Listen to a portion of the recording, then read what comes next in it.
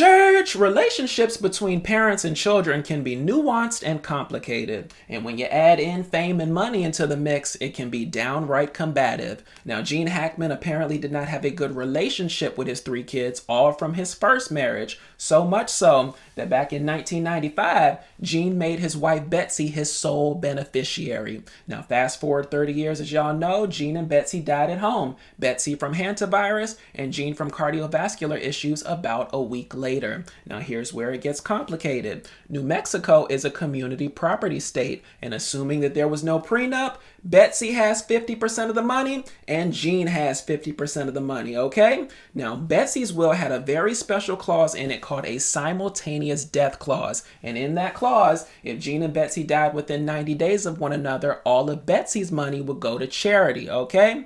But remember, we still have Gene's remaining 50%.